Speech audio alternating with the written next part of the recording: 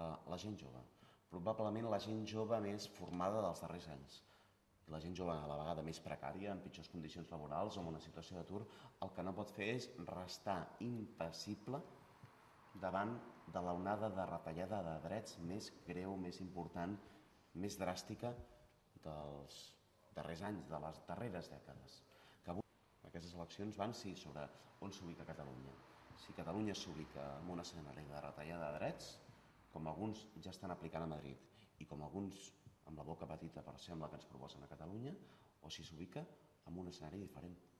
en polítiques públiques, en ampliació de l'estat del benestar i en perspectiva de futur, que vol dir més medi ambient. Que en matèria de garanties en el mercat del treball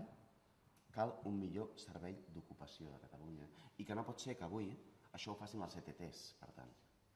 Això és exactament al revés del que s'ha aprovat amb la reforma laboral, amb el protagonisme i lideratge de Convergència i Unió i amb l'actitud còmplice, per descomptat,